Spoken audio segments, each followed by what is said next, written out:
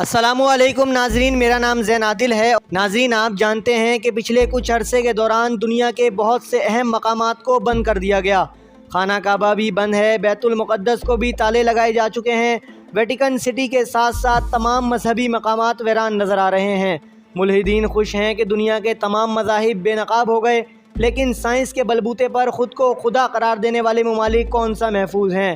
آج جہاں سب مذاہب بے بس نظر آ رہے ہیں، وہیں سائنس نے بھی ہاتھ کھڑے کر دیے ہیں۔ جہاں چند گھنٹوں میں آئٹم بم تیار ہو رہا تھا، دنیا کے کسی نہ کسی کونے میں ایسی جدید ایجادات کی جا رہی تھیں کہ جسے دیکھ کر عقل دنگ رہ جاتی ہے۔ وہیں ابھی تک نزلہ اور زکام جیسی معمولی بیماری کا علاج نہیں نکالا جا سکا ہے۔ یہ سائنس کی ناکامی نہیں تو اور کیا ہے؟ بظاہر ایسا محسوس ہو رہا ہے کہ یہ دنیا لاوارث ہے، اسے کوئی نہیں چلا رہا تھا، بس انسان ہی دنیا کے نظام کو آگے پیچھے کر رہا تھا۔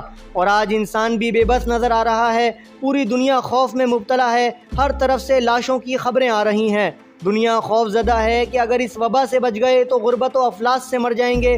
ایک طرف تو تباہی ہی تباہی نظر آ رہی ہے، لیکن دوسری طرف کچھ اچھی خبریں بھی سامنے آئی ہیں۔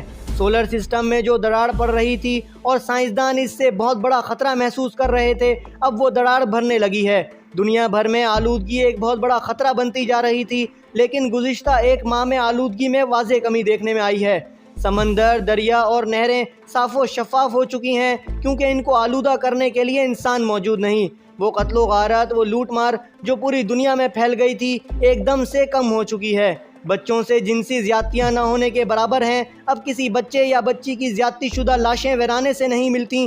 چرند پرند چند دنوں سے خوش نظر آ رہے ہیں، کیونکہ اب صرف شوق کے لیے ان کی جان نہیں لی جاتی۔ آپ اگر تاریخ پر نظر دوڑائیں تو ہر صدی میں ایک ایسی وبا ضرور آتی ہے جب انسان کو صرف اپنی جان بچانے کی فکر لاحق ہو جاتی ہے۔ شاید یہ زمین کچھ دن انسان سے پناہ چاہتی ہے تاکہ جو زخم انہوں نے دیے اس پر مرہم رکھا جا سکے، لیکن یہ کام زمین کا نہیں ہے، کیونکہ اگر زمین کے پاس یہ اختیار ہوتا یا وہ اتنی طاقت رکھتی تو کب کا انسان کے غیر مناسب رویے کے خلاف احتجاج کے طور پر ایسا کر چکی ہوتی، یا سرے سے اس کی اجازت ہی نہ دیتی۔ یہ زمین ایک ماں کی طرح ہے، اور اس کے لیے ہر وہ مخلوق جو اس پر بستی ہے یا اس سے رزق حاصل کرتی ہے اولاد کی طرح ہے۔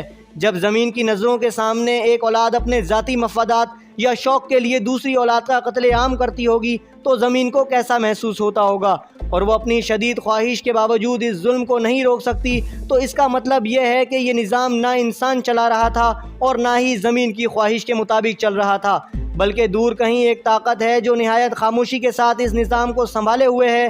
یہ بات ضرور ہے کہ وہ کبھی کبھار زمین کی التجا پر اسے کچھ دن کے لیے انسان کی حرکتوں سے چھٹکارا دے دیتی ہے تاکہ زمین کو آرام مل سکے، لیکن انسان کے اعمال کو وہ ہستی دیکھ رہی ہے، گو کہ انسان اسے نہیں دیکھ پاتا، جس کے باوجود انسان اس کے وجود کا ہی انکار کر دیتا ہے۔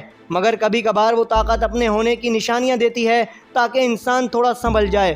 وہ طاقت سب کچھ دیکھ رہی ہوتی ہے مگر خاموش رہتی ہے، بس کبھی کبھار انسان کو اپنے ہونے کا یقین دلاتی ہے، اور تب انسان خود کو بے بس تصور کرتا ہے۔ انسان جتنا بھی طاقتور بن جائے مگر کبھی کبھار وہ خود کو بے بس تصور کرتا ہے، اور کرونا وائرس بھی اسے اپنی اوقات دکھا رہا ہے۔ قدرت ہمیں انسانیت کا سبق دے رہی ہے کہ جب ایک طاقتور ملک کسی لالچ کے تحت کمزور ملک پر حملہ کرتا ہے، وہاں بھی ایسے ہی لاشیں پڑی ملتی ہیں، وہاں بھی ایسا خوف ہوتا ہے، لیکن تمہیں اس کی پرواہ نہیں ہوتی، کیونکہ تم طاقتور ملک کے شہری ہو۔ تمہیں یہ خوف نہیں ہوتا کہ ظلم کے جواب میں تمہیں سزا ملے گی، لہٰذا ہر کمزور پر ظلم تمہارا بنیادی حق بن کر رہ جاتا ہے۔ آج وبا امریکہ میں پھیل رہی ہے، یورپ میں پھیل رہی ہے، مگر افریقہ جیسا پسماندہ خطہ بہت حد تک محفوظ ہے۔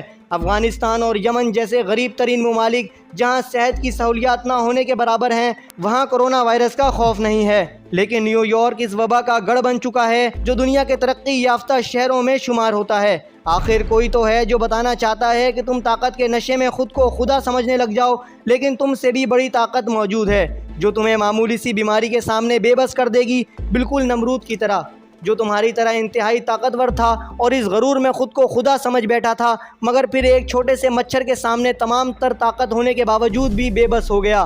آج بھی یہ احساس دلایا جا رہا ہے کہ اس دنیا کے قانون سے تم بالاتر ہو سکتے ہو، مگر قدرت کے قانون سے کوئی نہیں بچ سکتا۔ آج ترقی یافتہ ممالک کلینیکل ماسک پر لڑ رہے ہیں۔ امریکہ جو خود کو دنیا کی معیشت کی ریڑھ کی ہڈی تصور کیا کرتا تھا، آج بحری قزاقوں کی طرح معمولی سے ماسک کے لیے بحری جہاز لوٹ رہا ہے۔ کیا امریکہ N95 ماسک تیار نہیں کر سکتا تھا؟ بالکل کر سکتا تھا۔ وہ ملک جو آواز سے زیادہ تیز رفتار جنگی جہاز بنا سکتا ہے، اس کے سامنے کرونا وائرس یا ماسک معمولی معاملات تھے، مگر قدرت نے اسے یہاں بے بس کر دیا۔ وہ طاقت کون ہے جس کے سامنے پوری دنیا کی ٹیکنالوجی نے گھٹنے ٹیک دیے ہیں؟ کوئی اسے اللہ کے نام سے جانتا ہے تو کوئی بھگوان کہتا ہے، اور کوئی اسے گاڈ کے نام سے یاد کرتا ہے۔ ہر ایک مذہب نے اس کے مختلف نام رکھے ہوئے ہیں، اور کوئی اس کی لافانی قدرت کے باوجود اس کا مذاق اڑاتا ہے، مگر اکثر و بیشتر ایسی آفات سے اس طاقت کے ہونے کا اندازہ بخوبی لگایا جا سکتا ہے۔ وہ ہے اور وہ رہے گا، خواہ ہم رہیں یا نہ رہیں، خواہ کوئی اسے مانے یا نہ مانے۔ وہ جو رحیم بھی ہے اور بے نیاز بھی، وہ جو ازل سے ہے اور ابد تک رہے گا، وہ ہمیشہ سے تھا، ہمیشہ ہے اور ہمیشہ رہے گا۔